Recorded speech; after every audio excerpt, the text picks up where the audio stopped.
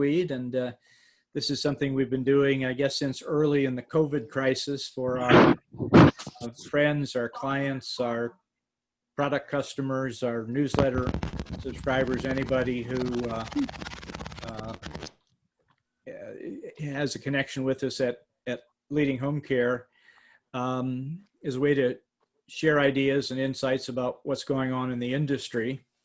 And we've just kept going since COVID. I don't know if it's slowed down a little bit, but as more agencies have gotten more comfortable with what's going on and developed strategies. So we've been talking about a number of different topics, and we're moving into what I call mastermind season. We have 4 mastermind groups of companies that come together on a regular basis to share ideas, solve problems, and support one another. And in the last month or so, we've been working with our mastermind groups, collecting insights on the big burning issues that agencies are facing. And no surprise to everyone, the big burning issue that's facing almost every agency in the country is the caregiver recruiting and retention crisis. And so today we're going to talk about that just a little bit and share some insights, and then talk about some things that we'll be doing going forward to help you deal with that issue. Let me get my screen here squared away.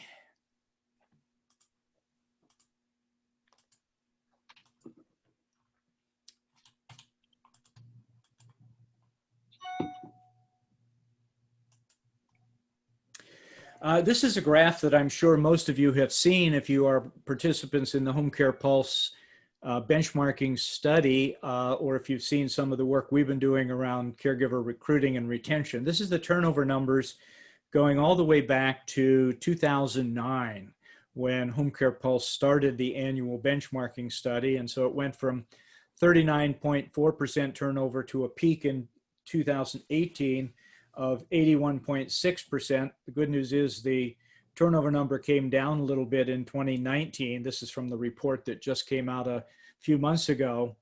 But clearly our industry is faced with the challenge of caregiver turnover.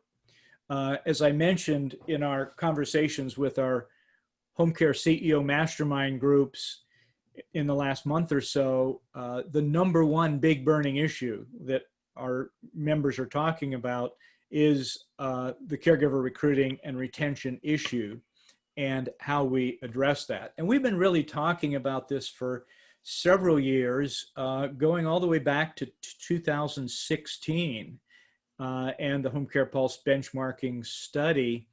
One of the questions asked of participants was, what are the top threats that you see facing your agency? And the number one top threat since 2016 has been the caregiver shortage. Other issues, the $15 an hour minimum wage and the Affordable Care Act, and then caregiver turnover. And so this issue has been around for a while.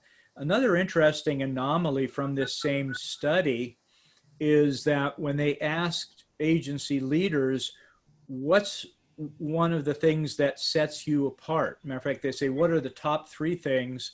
And as you look at the list, the number one factor that sets agencies apart from competitors is caregiver quality, followed by 24-hour availability, proof of client satisfaction, exceptional customer service, and being an award winner. And so this caregiver quality issue has been permeating our industry for a few years. And I think, as many of you know, I wrote a book called Conquering the Crisis: Proven Solutions for Caregiver Recruiting and Retention back in 2017. And so we've continued to work on that. And one of the pieces of data that came out of the 2017 benchmarking study from Home Care Pulse was that over 80% of caregiver turnover happens in the first 90 days. And so as we look at all of this information and all of the challenges facing home care leaders across the country, we've been working pretty diligently since the middle of March to do some research, to build an online learning system and we're getting ready to introduce caregiver quality mastermind groups. And it's part of a relaunch of a program called Caregiver Quality Assurance. And the Caregiver Quality Assurance will have a combination of research, online learning, and mastermind groups. And we'll be doing a soft launch of this program in October. And all of you will be invited to take a look and participate and see what the program looks like. And then if you feel like it's something worthwhile, you'll be able to become a member of CQA and be connected with a mastermind group of other companies of similar sizes and who are non-competing to really focus on sharing ideas and solving problems related to caregiver recruiting, and to support one another and to together raise all boats, hopefully, in being able to resolve this caregiver crisis. As we've done our research and really looked at what successful companies are doing in the area of caregiver recruiting and retention, we've built a 5-phase program. I got a typo up there. It says 4 elements, it should be 5. I always like to fix those right away.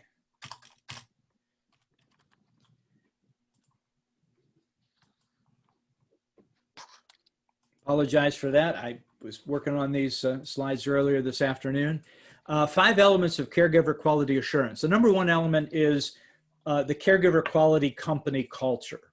And in our research and work with companies, we've realized that to be attractive to caregivers, both to recruit caregivers and to retain them, we need to create a great place to work. And creating a great place to work is all about the culture of the company. The second element is the caregiver quality recruiting system. And this is really looking at recruiting from a systematic perspective. And systems involve people and processes, and it's about rhythm and flow and consistency. And so we're digging into and looking at effective caregiver quality recruiting systems.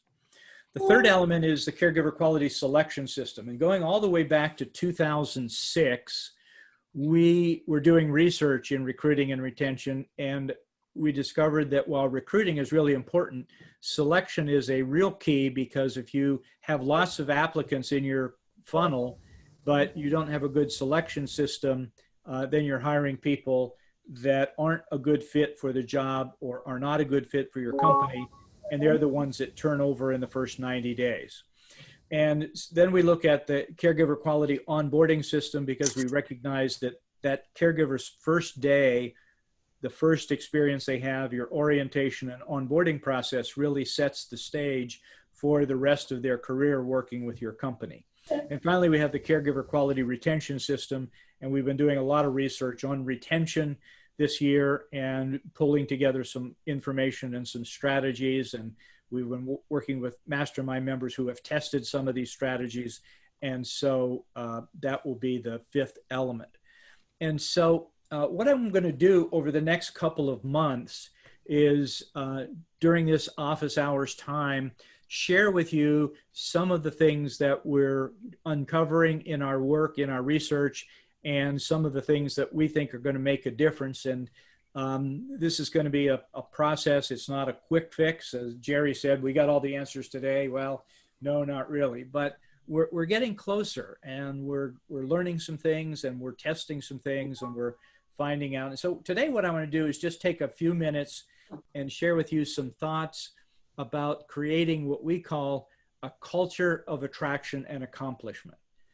And it really begins by stepping back and looking at a bigger picture. If you could wave your magic wand and make your home care company anything you wanted it to be, what would it look like?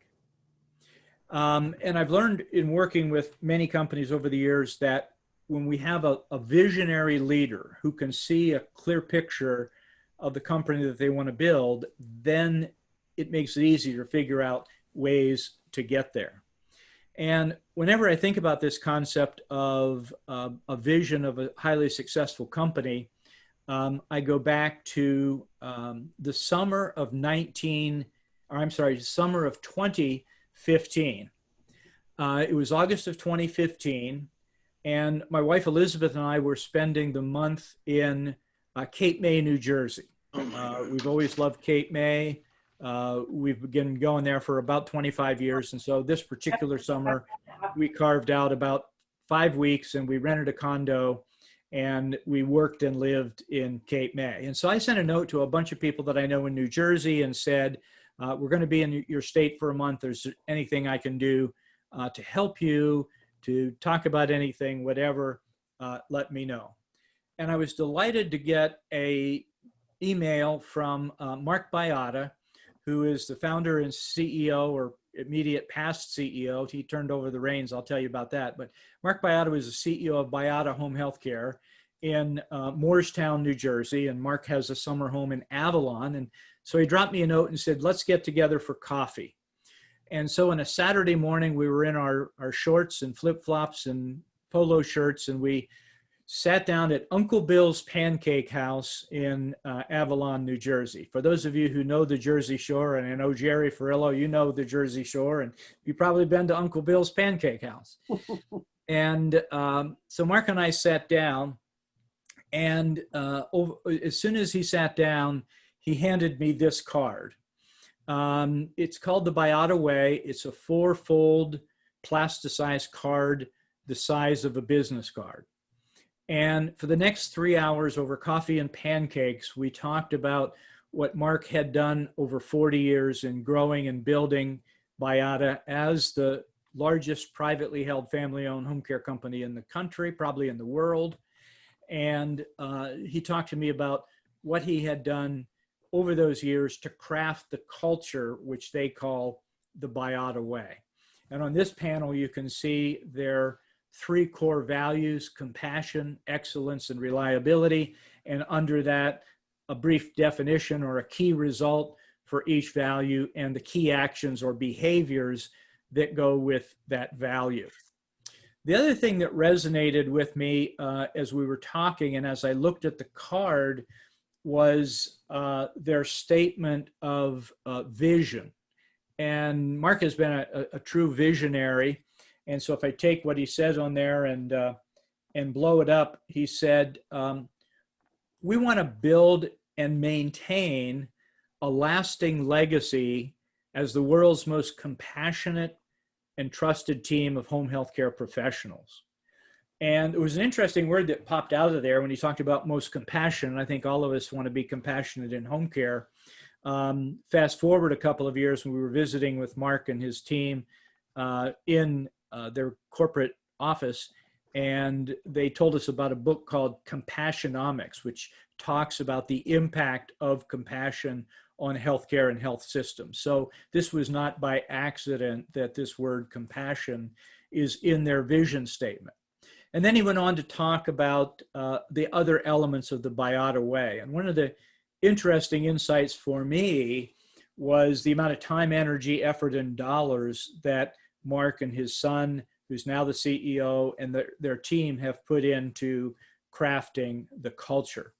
And I love this quote from Dr. Edgar Schein from the Massachusetts Institute of Technology, who says, culture eats strategy for breakfast. And while we all need a strategy to grow our company and to compete in the local marketplace, this idea of building a culture. And as I've continued to study Biotta and study a number of other home care companies that have focused on building a strong company culture, we've realized how that has helped them to be more attractive to caregivers and to retain caregivers over longer periods of time. Now, I will say that none of these companies that we've studied have totally resolved the caregiver issue. They're still constantly working at their recruiting system and at their selection process. They're still working at retention, and it's a big challenge every day. But we see some measurable differences between these companies that have focused on building a culture. So what's a culture anyway? Well, we define corporate culture as the way we do things around here. And the way we do things around here is driven by 4 elements. The first factor that drives your culture is the leadership style of the CEO. So if you're the leader, you're the CEO, you get all the credit or you get all the blame, depending on your point of view. But one of the things that we see about leaders with a strong culture is their commitment to building the culture. And that takes us to the second element, which is the core values of the company. And leaders who have built strong cultures bring those core values. They engage their team members in identifying the core values. And then the third element is the behavior that you expect. And so not only looking at what are the beliefs, but what are the behaviors that go with those beliefs. And then the fourth element is the behavior you permit. And we have a saying in our company, it comes from my wife, Elizabeth, who works with executives in hospitals and in academic medicine. She says, the behavior you permit, you promote. And so as we look at these four elements, then it becomes a matter of what are we as leaders and in our company going to do to define the culture that we want and to craft the culture. And so today we're talking about creating a culture of attraction and accomplishment. And by that, I mean a culture where employees feel like this is a great place to work, where they can do meaningful work that makes a difference, and where they feel valued and appreciated. And this is really relevant to this issue of caregiver recruiting and retention, because we've really looked closely at caregiver retention over the last year, particularly that 90-day retention. And we'll come back and talk a little bit more about 90-day retention, but we've learned that there are three key elements to getting people to stay past 90 days. One is making sure they're a good fit in the first place, and we talked about selection earlier. The second is to make sure they have enough work, enough hours, so that their paycheck meets their basic needs to pay their rent and their bills. And then the third element is to feel like they are valued and appreciated. And so as we take that data and put it together with this idea of company culture, it's about creating a great place to work. And it's got to be a great place to work in the viewing point of your caregivers. And we'll talk more in another session about defining your best caregivers. And so how do we get these values? How do we start to build this culture? We've done a couple of big culture projects in the last couple of years. I spent a full year with one company developing their culture, and they already had a strong culture, and they were very successful. They were doing about 14,000 hours a week, and yet the owner wanted to do more and to define the culture. And so he sat down, or we worked as a team and sat down and defined three core values that guide the decision-making and the actions of their company. And so you can do the same thing, is get together with your leaders and really define three or four. And there's a specific reason for three or four, and that is that people can't remember more than four. A couple of years ago, I was speaking in Canada, in Vancouver, for the largest franchise company in Canada called Nurse Next Door. They also have some franchises in the US now, so I don't know if you're familiar with them, but Nurse Next Door was the leading company in Canada, and I was speaking at their annual conference, and so I interviewed the executives and looked at their company, and one of the things that I learned was about their culture. And exactly a week later, I was speaking at the National Association for Home Care and Hospice, and the CEO of Nurse Next Door was also speaking at that conference. So I went to hear his session, and he was talking about their the culture of their company, and he talked about only having three core values. And he said, the reason we have three is people can't remember 5 or 6 or 7. And that was a real insight for me, because I've been doing work with corporate culture and core values for a number of years, and I'd had a number of companies that had 5 or 6 or 7 core values. And so we went back and tested that out, and what we discovered was that was exactly right. And if you have 5 core values in your business, ask 10 of your key people to list the values. And if you've done some work in building your culture, they'll be able to name the first 3. They may be able to get to number 4, but probably will not get 5, 6, or 7. And so if people can't remember the values, then it doesn't matter if they're part of what you say you're building your culture. So you define your three core values. You get your leaders to define how you will live your values as you lead the company, and that will help you to define the behaviors that go with each of those core values. And so as we look at, again, we go back to BIATA, their three core values are compassion, excellence, and reliability. And these three values are displayed and described and repeated over and over and over again throughout the company, even to the point where when we visited their global support center outside of Morristown, New Jersey, they have a number of meeting rooms, 3 meeting rooms specifically, and each meeting room was named for one of the core values. And so they really have reinforced and emphasized these 3 core values.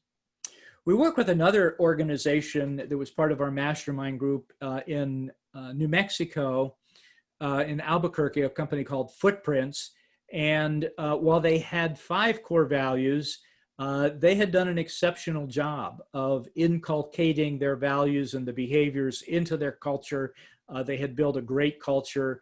And as we visited them, we learned a lot about how they were using all the elements of their culture to attract and keep caregivers. And I remember one of our mastermind groups visited their office in Albuquerque, and we were talking about the issue of caregiver retention.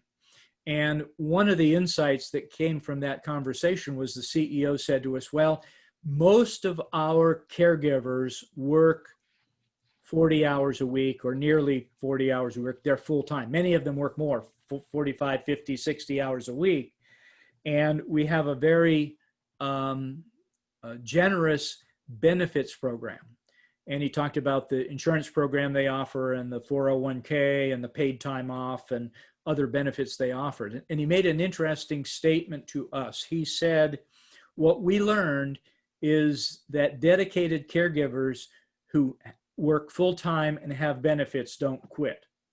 And I thought that was an interesting statement. And so I explored that further and looked at their hiring patterns, their benefits package, their turnover patterns, and realized that there was a bit of wisdom there, that dedicated caregivers working full-time with benefits don't quit. Now, obviously, that's not 100% true. We never say always and never about any of this, but it really led us down that path. Another company we've worked with that has done a good job of building their culture is the Wilson Care Group in Honolulu, Hawaii. And Wilson Care Group is a member of our top 5% mastermind group. Shelley Wilson's the founder and CEO. And we visited Wilson a couple of years ago in the spring. And Shelley guided us through our office and talked to us about the Wilson Way and their 4 core values of compassion, professional, dependable, flexible. And so they talked about that. And so as we think about these core values, then the question is, how do you live your values? And we look at that in terms of what is the behavior that you expect and what is the behavior that you permit. And so as we look at developing your culture, one of the things we've seen a number of companies do is develop a code of conduct. Using your core values, you get your team involved in defining a list of specific behaviors that are expected in order to live your values. And you get your team members to define what are the consequences for violating the code. And it's very interesting when you engage your team members in looking at behaviors and the consequences, the ideas and the thoughts that will come out of that conversation. Because what we've learned is that in home care, the caregivers who really want to work with other caregivers who really want to work. And the flip side of that is that people who really want to work don't want to work with people who don't want to work. And so as we build this culture and we attract really good people, and they adhere to our code of conduct, and the team itself deals with people who violate the code, you build and strengthen your culture. Going back to the Biata way, this is an example, and this comes right from their website. And I've asked permission to Mark and to David to share their insights, and they've said, by all means, because it's very visible. They live their values, they live their culture, and they display it right on their website. And so here's an example where they take the value of compassion and they describe the key result. How do you recognize compassion when you see it? And they're saying our clients and their families feel cared for and supported. And as I mentioned, they shared with us some research that was done by a hospital in New Jersey around compassion, and the book that was written from that research is called Compassionomics. And so we have the value of compassion, the result or the definition, and then the key actions or behaviors. And so they have 5 specific behaviors related to their definition of this core value of compassion. And so we have adapted this model in working with other home care companies who are crafting their culture to get them to identify the 3 values, define the value or the result, the key result of that value, and then to define the behaviors that go with it. And again, as I said earlier, we have a mantra in our company, comes from my wife and business partner, best friend, Elizabeth Jeffries, who says the behavior you permit, you promote. And so as we think about crafting that culture and about building the vision, we then can go forward with some other aspects of caregiver recruiting and retention. Well, I started this story in August of 2015 with a meeting with Mark Biata at Uncle Bill's Pancake House in Avalon, New Jersey. Fast forward 1 full year, almost to the day, and Mark and I agreed to meet again at Uncle Bill's Pancake House in Avalon, New Jersey. And in the second conversation, Mark was talking to me about what it is that he wanted to do to leave this lasting legacy. And he was approaching his 70th birthday, and his son was taking a key leadership role in the company. Several other family members are active in the company, and Mark was anticipating in his own mind how he would make that transition and what that legacy would look like. And he talked about an interesting concept of turning this company, and at the time I was having this meeting in August of 2016, Biata Home Healthcare was generating about $1.5 billion in revenue, and that's billion with a B. So I think you can see that this makes it one of the largest family-owned, privately held companies, and they had 9 lines of service. Private pay, non-medical home care, like we are in, was one of those lines. They also have a Medicaid personal care business. They have a home health agency. They have a hospice, and then they have some programs for the developmentally disabled. But 9 lines of business doing $1.5 billion in revenue, and Mark is trying to figure out what to do with this to make sure that the legacy lives on. A very interesting conversation, and I was a little bit puzzled by his thinking, but I was curious. A year later, I was working in Philadelphia, and so I sent a note to Mark and said, hey, I'm going to be in Philadelphia. Are you going to be at your beach house in Avalon? I will drive over there. He said, no, I'm not. I'm going to be in my office in Moorestown. Come over there. We'll have breakfast. And so on August the 17th, 2017, I drove from Philly across the river to Moorestown, and Mark and I met in the parking lot behind his corporate office, and we walked to a little restaurant, sat outside, and had breakfast, and continued to talk about the Biata way. And he told me a little bit about what was happening. And as we were finishing our breakfast, he looked at his watch and said, oh, I'm sorry, I need to get back to the office. Today is my birthday, and we're having a special event. They're doing a surprise. I'm not sure what's going on, but please come with me. And I said, no, this is your birthday. This is your an office family thing.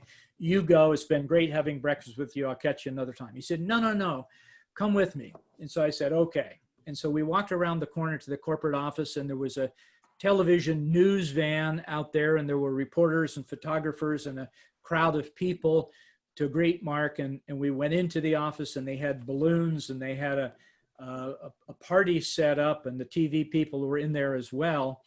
And all of this got recorded on News New Jersey. And my daughter happens to live over in Galloway, New Jersey. And that night she called me and said, "Dad, what's going on?" And she sent me this link. It was a video that ran on the news program, and capturing the celebration of Mark Baiada's 70th birthday, and announcing the changes that he was making in the company. And basically what he did is he turned over the keys to the company to his son, David, to be the CEO. But the other big thing he announced was that they were going to convert this family-owned, privately held business into a not-for-profit organization. And he talked to us about the conversation that he had with his children about basically giving away their inheritance. And obviously he took care of them in whatever way he felt was appropriate. But in December of 1999, they did in fact convert Baiada to a not-for-profit organization. And at their annual awards banquet that December, before the official conversion in January, Mark got up at their annual awards banquet and announced that everyone in the company would get a bonus, and he gave away $20 million to his employees as a way of saying thank you for helping him build the company and helping him to leave this lasting legacy. January 1st, the company became not-for-profit. They've merged with several other not-for-profits, and so now they are one of the largest not-for-profit home health companies in the country, and continuing to serve and continuing to leave that lasting legacy. I asked Mark, why a not-for-profit? He said, well, I looked around at family-owned businesses to find some companies that had lasted 100 years. And he said, I discovered that most companies by the third generation fall apart. He said, I looked at publicly traded companies to see companies that had been around for 100 years. And there are very few publicly traded companies that still exist in the form and have the culture that they had. But he said, I looked around at not-for-profit organizations, and right there in Philadelphia, you have Pennsylvania Hospital that's been around for 170 years, and the Visiting Nurse Association that's been around for 128 years. And he said, I believed that if I turned this into a not-for-profit organization, it would be around for more than 100 years, and we would leave that lasting legacy that was in our business. So this is a story, an example of an amazingly successful company that has focused on crafting a culture of attraction and accomplishment and the legacy that that left, and some other examples of companies. And so with these insights, I want to give us an opportunity to have a little conversation about what you are doing with your company in crafting the culture and how you see that impacting your ability to recruit and retain the caregivers that you need. If you have more interest in being a member of one of our mastermind groups, if you are an independent home care company and are doing 1,500 hours a week or more, go to homecareceo.com and gather some information. If you're interested in part of this brand new program called Caregiver Quality Assurance, you can go to caregiverquality.com. There's some basic information there now. In about 2 weeks, the new website will launch at that same URL, caregiverquality.com, and we will introduce you to the elements of this new program. So that's a quick overview of what we've been doing. We're going to take some time for questions and comments and conversation about crafting the culture and moving forward to create a great place to work. So first of all, let's start with just questions or thoughts.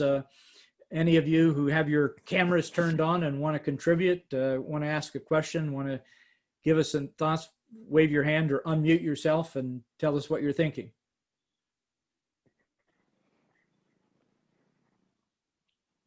Stunned silence. So I'm going to call on some people because I know some folks in here who are part of our mastermind groups who have done some of this. Jerry, I'm going to pick on you first because I've known you the longest, I think. I know that you've done some work in your company of crafting the culture. What's your experience and what are your insights about building a company culture? Well, it can be challenging to do it for starters. I found that while I was taking notes, I'm very much a note taker. You know, I love to read books, so I immediately looked up the book that you suggested, Compassionomics, to see what it was about, and I have already ordered it. All So right, yeah, you know, anything to kind of refresh what we're doing. What I have found is that we were doing really well with our culture, defining our core values at our organization. For those of you who don't know me, I've had my business for 20 years. And you know, we've had our peaks and valleys, but certainly this year was focused to be one of our best years ever when COVID hit. So what I have found is that we were at that peak, doing really well with setting that culture and getting all the staff on board and things. Though recruiting was still a challenge, we were getting better quality caregivers. We did a survey as to the length of time that staff have been with me. I've had some with me for 20 years. What they wanted.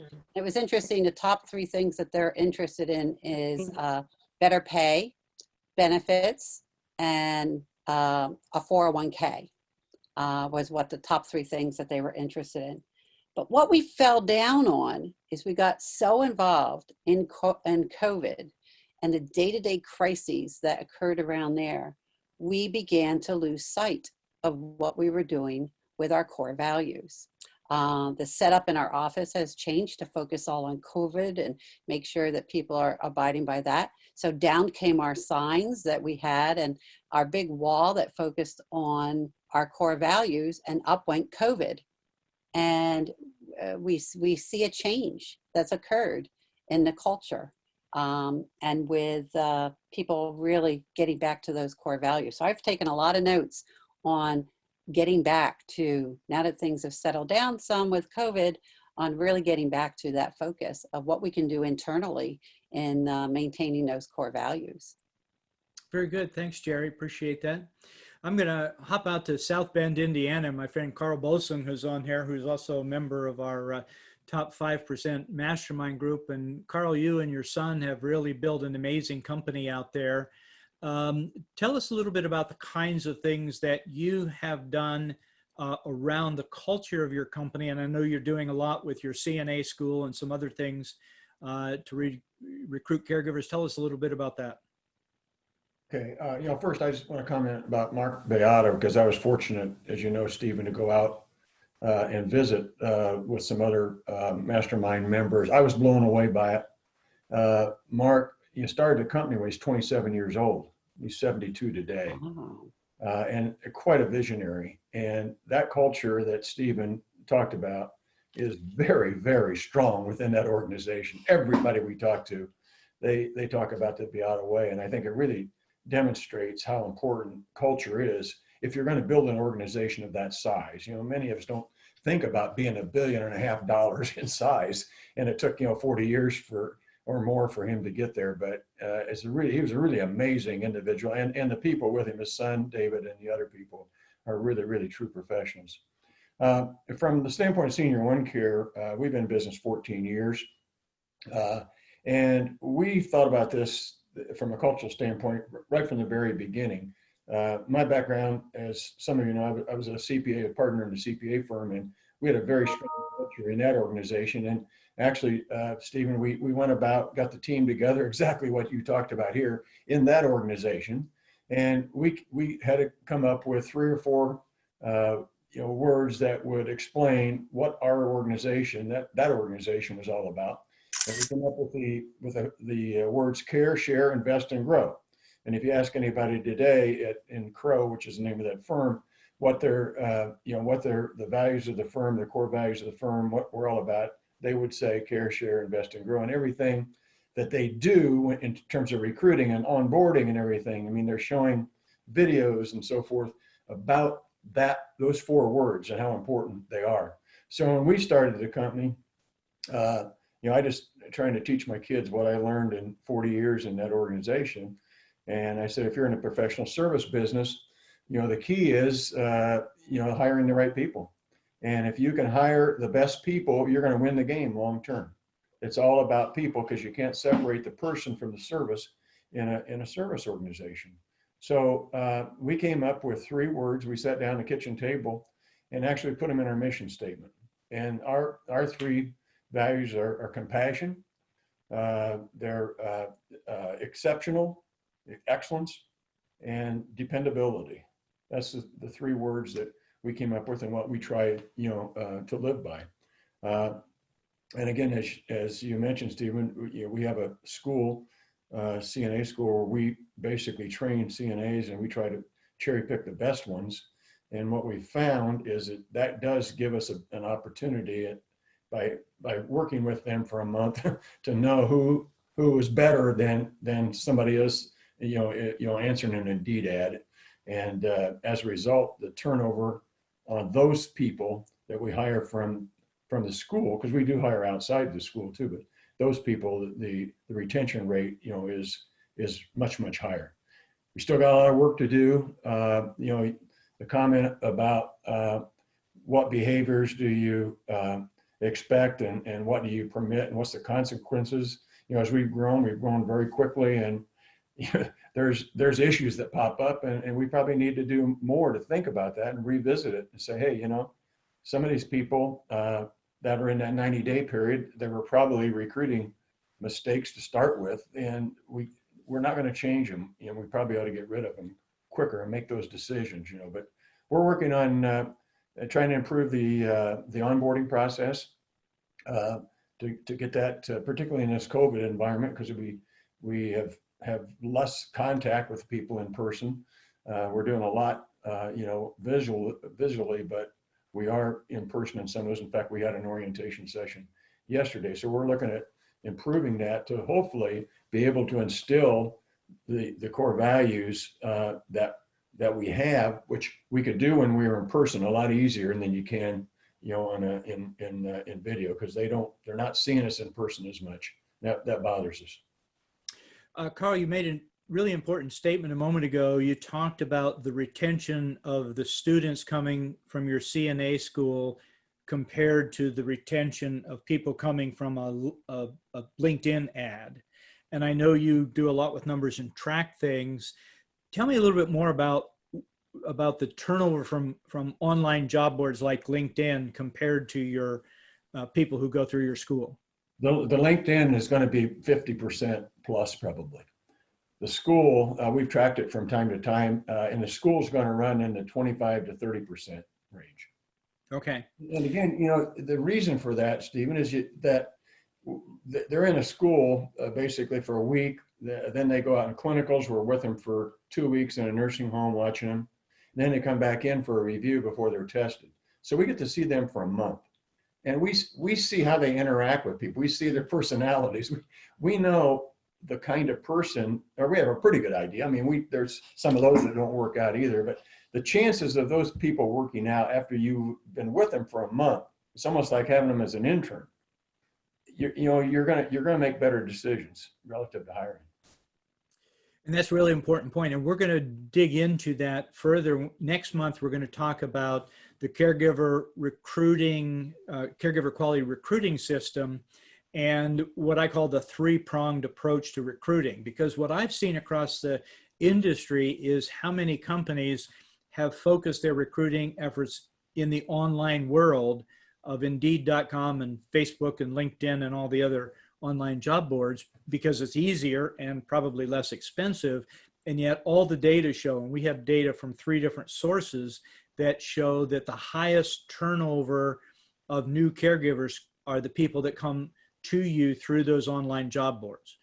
The lowest turnover, it comes from people who came to you through an employee referral program. And then we have some other data on other face-to-face recruiting techniques, like recruiting at four-year schools of nursing, or what we call faith-based recruiting. And so we're gathering a lot more information on the recruiting methods that bring us people that really want to work. And I know the other day in our mastermind meeting, Carl, you mentioned that one of your challenges, even with the CNA school, is filling the funnel, is the quality of applicants you're getting. Any insights into that as to how we find better quality applicants? Well, no, I wish we could, but you're right on in terms of looking at those applicants coming in, and I would equate it to the Indeed or any of those other boards that are out there, electronic boards, to try to equate. Because, you know, as an example, I think I mentioned in our call the other day, we have actually had two programs going on right now where we're training people to work in the nursing homes, which are what the CNAs do. One's a CNA school, and then in the state of Indiana, they came up with this concept of PCA, which is personal care attendant, less training, but they could assist and keep these nursing homes staffed. We've trained in each of those areas in the PCA that started in March. We trained 600. In the CNA school, in the last month, they've got a new program where the state's paying for the school. There's another 600 plus that have applied that want us to train them. It's going to take time to get all the 600 trained, but we're trying to get 30 or 40 at a time, doing it visually. But in looking at those people, there's probably only about 10, 15% max that we would want, that we're out hiring. We're aggressively hiring. Only that. The rest of them, we do not want those people in our business. And so I would equate it to the same thing that's happening out there with those job boards. I mean, there's probably 85% of them, you know, you don't want them in our business, or if you do have them, you're probably going to turn them over in that first 90 days. Yep. So these are some of the dilemmas that we're all facing. And so it begins with crafting the culture that we're looking for. And as I said, next month, we'll be looking at the recruiting system. And then the following month, we'll be looking at the selection system. And Robert Osborne put a question in the chat box. He says, does anyone use a personality profile in the hiring system? Robert, unmute yourself and tell us a little bit about your company and what you're doing and what you're looking for in a way of a personality profile. We're located in Enid, Oklahoma, and we run about 1,000 hours. So we're an independent company that started 11 years ago, and we've greatly reduced our turnover by a mentoring program that's been very successful. So we've really dropped our retention, but we're really struggling in recruiting right now.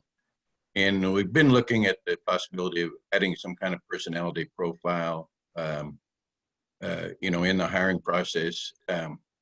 We're very, very selective. We got to get a lot of applications usually to find one that we want to hire. And so anyway, we're just looking for anything we can do to continue to improve what we're doing. Well, we do have a tool that we actually, back in 2006, when the previous caregiver recruiting crisis came up just before the economy crashed in 2008, we were doing a lot of research into caregiver recruiting, and from our research uncovered the concept that while recruiting is really important, selection is a key to that. And as you said, Robert, being very selective. And so we went out and searched the psychometric testing industry to see if there was a valid profile that would help us to do a better job of selecting caregivers and that would be economical.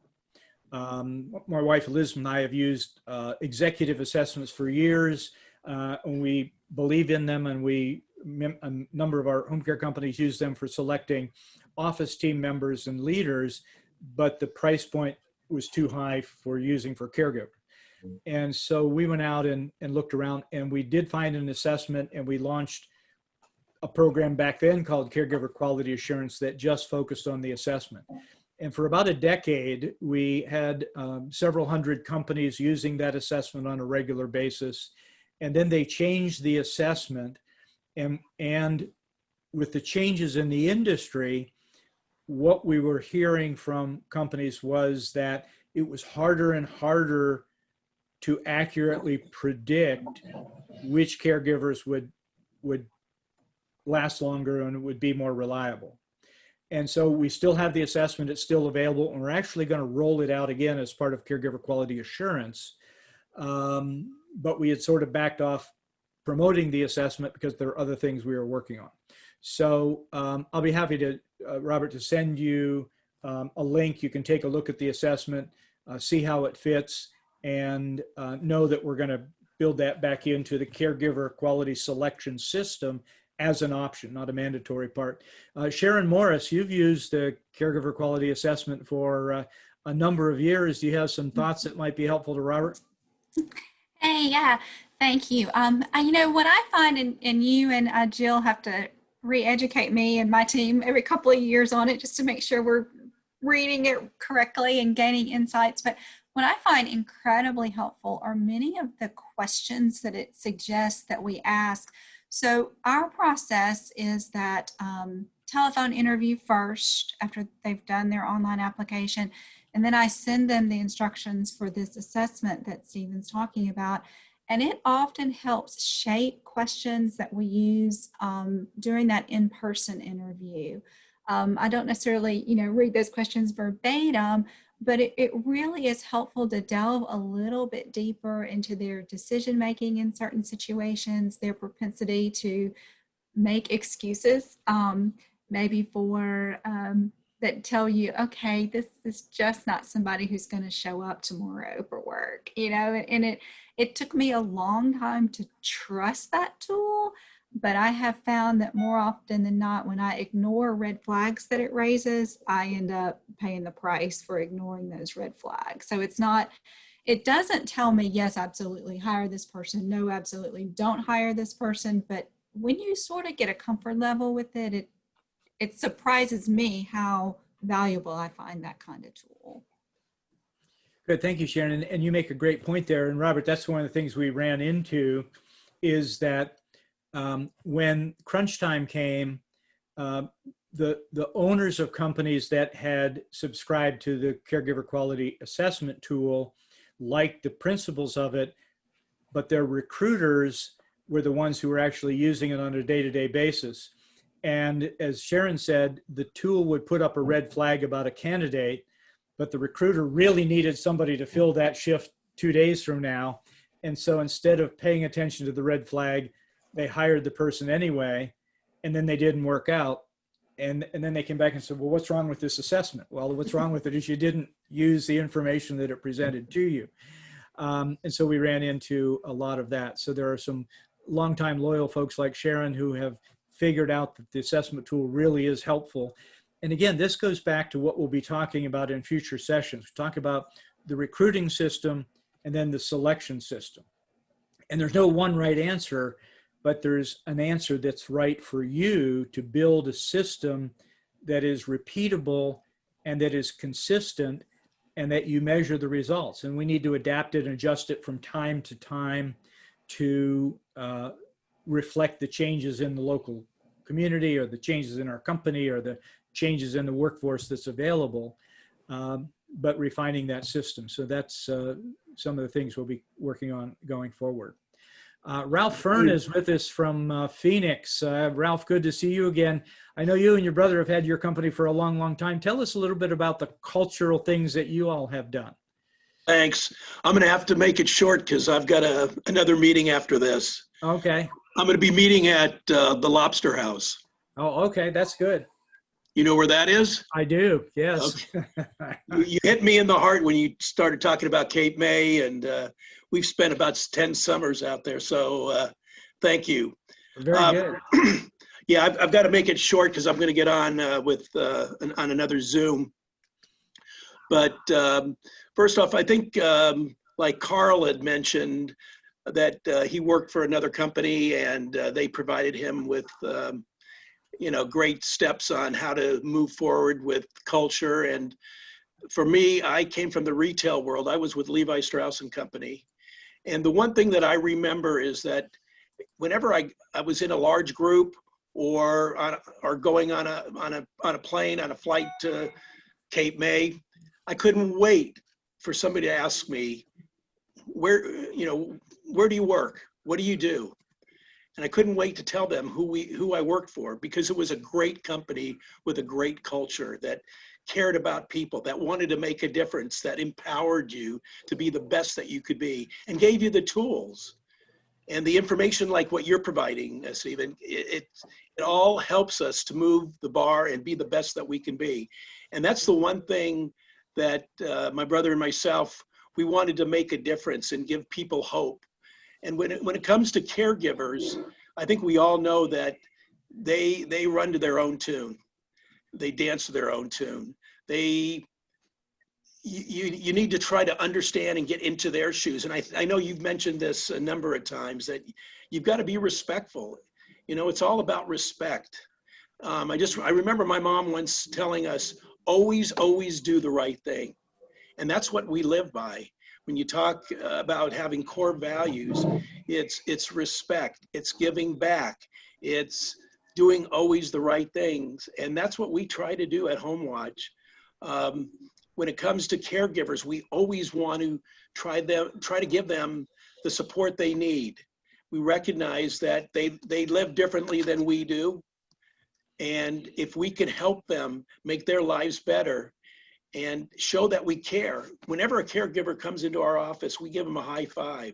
Unfortunately, now with COVID, they're not coming in. But we want to embrace them and let them know that we truly care. We put the spotlight on several of them each month, just to let them know you're doing an unbelievable job. And we want to recognize them for that, because they love to be recognized. In a manner that really doesn't go above and beyond, but just that you care, that you truly want to make a difference. We have caregiver luncheons each month. We have holiday luncheons. AAA, we work with AAA to give, how many of you have had caregivers that have had flat tires? And if we can help them on that end, we can minimize no call, no shows, and somebody being late if they have a AAA card. So there's a lot of that we're doing at Home Watch to embrace caregivers and give them the best support that they need and build a culture. And we're still building on it. I think you gave me some great ideas in how we can take our business to the next level as far as a culture, because culture is everything. People on the it's that old saying, if there's karma on the inside, there's going to be karma on the outside, and vice versa. And that's what we want to do at Home Watch. We want to build the best business possible, but the only way we can do that, it's not the company that makes the people great, it's the people that make the company great. And that's what we aspire to be, and we don't want to fall short of that. You made a great point, Ralph, about many of the caregivers that live very different lives than we live for a variety of reasons. And part of the research that we did uncovered a concept, and we've talked about it in a couple of our sessions in the past, about the economically fragile caregiver and understanding the various life pressures that people face when they live paycheck to paycheck. And what happens if they lose 5 hours this week and their paycheck is 5 hours smaller, the impact that has. In a session I did, we talked about the flat tire catastrophe. And it's about the ripple effect if a caregiver has a flat tire. And I love the AAA card as an example of how to minimize that. But if a caregiver has a flat tire and they can't get to work, so they call off, or they no call, no show, and then they have to not only pay for the tire, but they've lost that entire shift, and now they can't pay their rent, so they get behind on the rent. So that in order to make up the rent, they don't pay the insurance, or they don't eat that week. And so there's some interesting dynamics about the elusive behavior of those economically fragile people. And so we're continuing to do research on how we work with those folks and help them feel more comfortable, feel like they're making a difference, and feel like there's a team around them at the company that will help them if they have a flat tire or the dishwasher breaks or a family member gets sick. Somebody else was going to make a comment. Was that Dan Carp? Yes, thank you, Steve. Thanks. I just want to say we we have a great, I think we have a great culture in our office. We take care of we have a saying actually that our caregivers take care of our clients and we take care of our caregivers. So we really do strive to give them plenty of benefits and appreciation, all the good things you've been talking about. However, I'd like to take a little bit different perspective. My concern is that, and this is a question to the group as well. We have found two things have been happening lately. One is that the quality of the caregivers doesn't seem to be as well as it was 2 years ago. It's been going downhill. And I kind of feel like that part of that is that there's just less caregivers available. I mean, that's a fact. That's a statistic. There are less and less caregivers available. So the good ones we retain, and probably our competition does the same thing. So there's not as many good caregivers available as there used to be. Suzanne, I'm on this thing. Sorry. So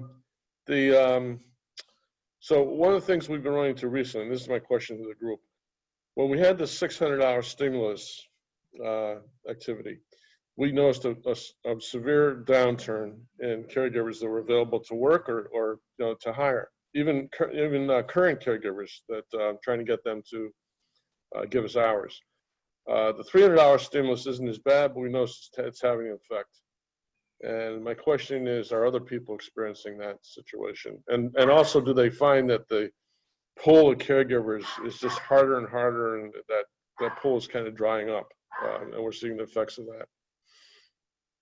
Who else has a thought to Dan's question? Are you finding the pool of quality caregivers different than it was, and how has the unemployment stimulus affected that?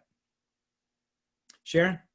Hey, I'll just say yes. We're in a very small area in Mississippi, so we're geographically small and population-wise small. But while I did not have active caregivers quit or refuse to work with that $600, I did find we just weren't getting applicants at near the rate that we were prior to. And I have to believe that that was a huge driving factor.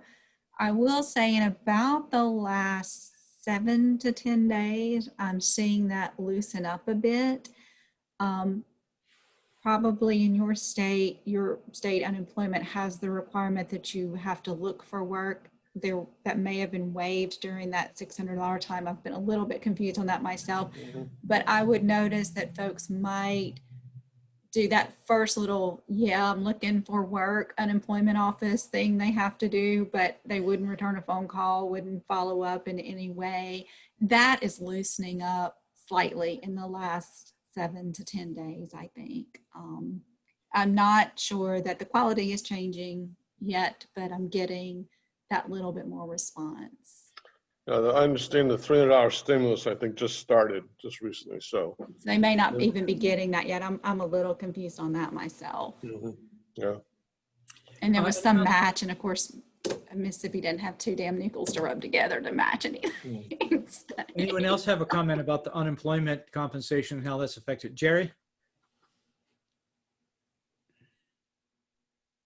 So I think that, like everyone else, when COVID hit and the $600, we certainly saw the dry up of the applicants. And when that went away, we saw all of a sudden more applicants coming in and people going through the process. But we are back to what we saw prior to, where we have the increase in no-shows, the increase in lack of follow-throughs. So it's almost like they're going through the process they need to, because unemployment's saying you need to look for work. But it's put more burden back now on the HR and recruiting, because they're so frustrated because they finally think, I have all these people now looking for jobs. And then they just, today, 3 people were supposed to be onboarded and not one of them showed. Right. So, it's answering those questions. We're experiencing the same thing. And talk about a culture. It's very, very, I think you pointed this out, Jerry, it's very difficult on the administrative staff, the schedulers and the people responsible for recruiting and onboarding and so forth. Very frustrating for them. When they go through the whole process, spend a lot of time with a candidate, it's a good candidate, they onboard them, and they don't call and don't show up for their first assignment. It does affect the culture in the office. They're just very frustrated. And I'm not sure if there's a solution to that. I'd like to reach out if anybody has some solution, another way to look at that. I would really like to know. Well, I don't know if again, I'm a really optimistic person, and I know what you're saying. I had a care coordinator for about 6 years with my company, and she had to step out for personal reasons right as COVID was hitting. But her frustration, she poured daily work into reaching out to candidates, getting them here, would be so excited. She'd drive to our satellite office, which is about an hour away, and have 6 interviews lined up, and one person shows up, and it starts to feel personal at a certain point. And, Yep. All I could do for her was just to assure her she was doing everything right. If we're doing everything we're supposed to do, we're not responsible for the actions and reactions of that other person, but it does get somebody who's working hard and who wants to do the right thing. It gets anybody down. So I don't have a magic answer except to say, just keep encouraging. And, if there's a new stone to turn it over and try it, but just to reassure them that they really are doing their job as well as they can. What do you do when people don't show up? It's so frustrating. Is anybody using the refusal to work on My Talent or unemployment for no call, no shows and no call, no shows for orientations? Well, I think Jerry pointed out, I believe that unfortunately what these people are doing is they have to go through the motions of looking for a job. Yeah. So they go through the whole process just so they can collect unemployment and say that they're looking for a job, but then they don't show up. It just adds more frustration. In the state of Michigan right now, they're not required to look for work. So I think that makes it hard in different states and different cities because the requirements are not the same anywhere. And what state are you in, Tina? Michigan. Michigan. Okay. And that was one of the questions I was going to ask, because what we have seen is there's big variation across the country from state to state in the extent to which they enforce their unemployment compensation rules. And, as you said, in many states, and I think the federal guidelines guide states in what those criteria are in terms of people need to be looking for work, and if they have work and turn it down. And one of the patterns we've been seeing is the unemployment claims that our members are receiving are for employees who worked with them a year ago.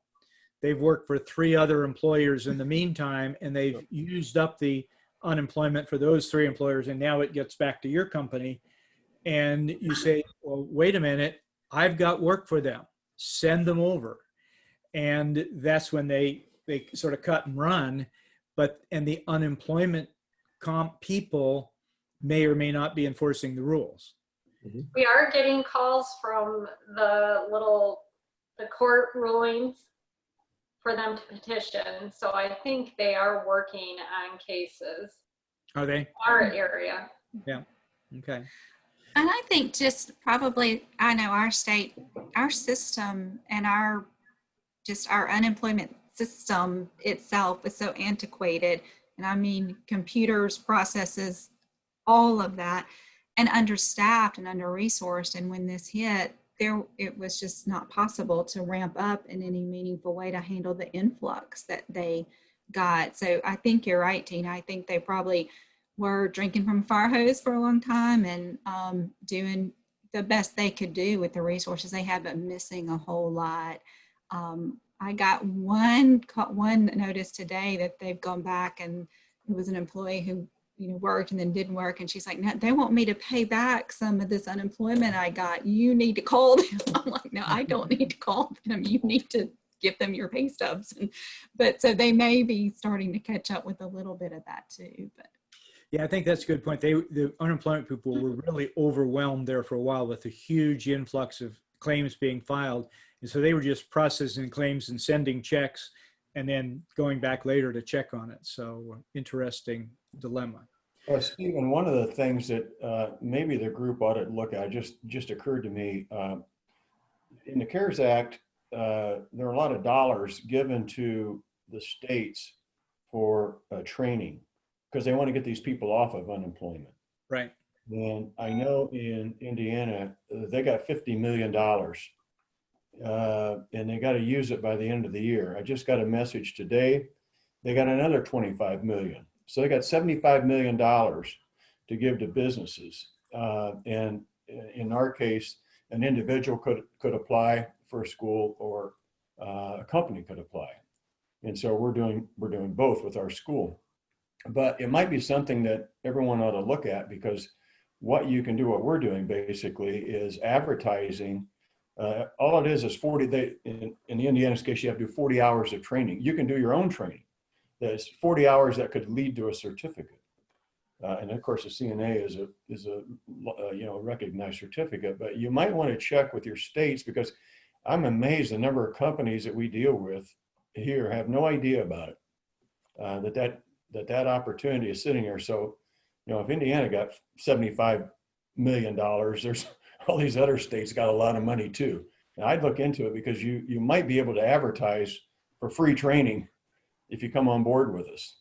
Which is Carl, question for you. Is that money earmarked for training or is that just part of the CARES Act money that's given to the state? I believe it was earmarked for training. I can't answer that, Dan, in totality, but I think it was earmarked for training.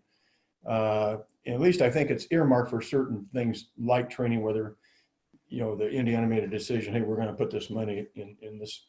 But you think about it, with the amount of unemployment that was out there, I mean, it just makes sense that it ought to be focused. There ought to be money out there focused on training. So I just check with the state to see what monies are available through the workforce development activity. We're 15 minutes past the top of the hour, and I know some of you probably need to jump off here. So just know that we will be with you again in October. We may have to adjust the date and the time.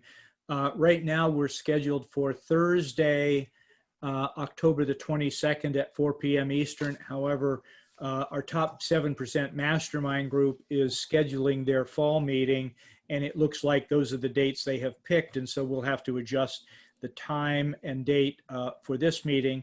So stay tuned to your email. Jill will send you out a note and let you know when we're going to do office hours in October. Again, our focus will be on the caregiver quality recruiting system, and we'll have some new insights and new information. And also, we'll by that time have more information about the Caregiver Quality Assurance Program if you're interested in becoming a member. I'm willing to stick around as long as folks have questions or comments, so we'll keep going. But if you have to drop off, we certainly understand that, and thank you for being here. Carrie Lindeman, you've been with us a number of weeks in office hours. Tell us a little bit about your company and what you're doing around your company culture. Well, we have been in business. Promise Care is the name of the company. We've been in business for 15 years. We're on the small side and kind of diverted at one point to start a baby care company for mothers and new babies. And then my business partner that started 5 years ago went to one of your mastermind groups and came back and said, we're selling the baby company and this is where we have to focus our attention. So we just hired a full-time HR person, which we felt was necessary for, to recruit more caregivers. And culturally, we are looking at a lot of different things to kind of beef up our culture. That being one of them is having somebody that's constantly in touch with the care providers. And I guess one of my questions is, as I've got a lot of great ideas, from everybody here regarding their culture. But as you develop the culture, how do you communicate that to your staff? I mean, because you don't see them, they're on their own most of the time. You know, how do you really make them feel a part of the company? That's a great question, Carrie, and it's one of the things we've been working on with a number of companies around crafting the culture, because we talked earlier about defining the core values and defining the behaviors, and then the next step in the system are about training leaders and team leaders in your company, and then the next step is engaging caregivers. And what we found from the companies we've worked with is that's probably the biggest challenge, is how do we engage caregivers? And so there's a variety of different methods. We look at the way we communicate with caregivers, whether it's email or text messages or phone calls or voicemail blasts. There are a variety of ways to get the message out. But the real question is, how do we engage them? And one of the mantras that we repeat, many of you heard me say it over and over and over again, what gets measured gets managed, what gets rewarded gets repeated. And so when we want to engage caregivers, we want to look at what's the behavior that we expect that we want to reward. And in most cases, there are really three things that we want to look at. One is reliability. Do they show up? Another is length of service, the caregivers that are with us the longest period of time. And then the third is client satisfaction, the caregivers that get positive comments or positive feedback from clients, or if you're using a client satisfaction process like Home Care Pulse, that you take that data and use it. And so then we go back to how we make caregivers feel valued and appreciated. And Dan Fern, when he was on here, talked about the luncheons and the things that they do to engage caregivers, bringing caregivers together for some kind of an awards opportunity. I know one of our top 5% mastermind members years ago discovered that one of the great ways to bring caregivers together was to rent a Chinese restaurant, a Chinese buffet, hold an event, hold it several times over several days so everybody can get there, encourage them to bring their clients with them, encourage them to bring their kids and their grandkids, have a buffet, give out awards, and give out three types of awards: the reliability award, the length of service award, and the client satisfaction award. And one of the things that we've learned is that oftentimes caregivers wear a lanyard with their name badge on it, and they collect pins. And so creating different awards with different pins. So you have a 1-year pin and a 2-year pin and a 5-year pin, and you have a customer satisfaction pin, and they collect their pins. And so the symbolism and the ritual with those kinds of things. So there's lots of things that we have seen used effectively.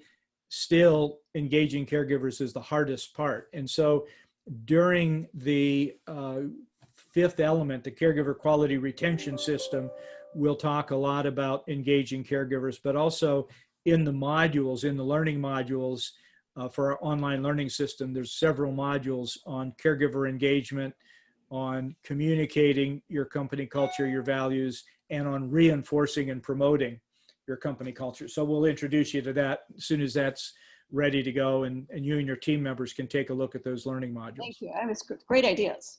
Good. Well, glad you're with us, Carrie. Thanks for being here. Anyone else have any questions, comments, observations, smart remarks about any of the things that we've been talking about today? Even I'd just say that we have a private caregiver Facebook page. Okay. And we've been having pretty good success and some engagement. But like you said, I think we need to start rewarding those that are engaging a little bit more to maybe encourage that. And then we ran a contest for caregivers if they would take a picture, and we gave them t-shirts. And if they would take a picture, whether they were on vacation or wherever they were, they would take a picture and post that on Facebook, then they'd be entered into a drawing for a cash prize. And we've had pretty good success getting some engagement that way. Very good. That's great. Great idea, Robert. Thank you. Any other thoughts or ideas about engaging caregivers or anything we've been talking about this afternoon?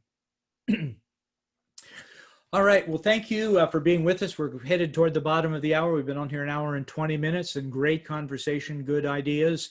And we'll be back with you around the third Thursday in October. We'll work on the specific date and time and get that out to you.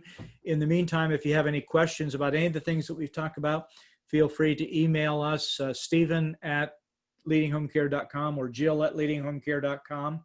And we'll be sending out some information in the next couple of weeks about the Caregiver Quality Assurance Program. So thanks for being with us. Have a great rest of the week. Have a great weekend, and we'll see you all next time. Thank you. Bye-bye.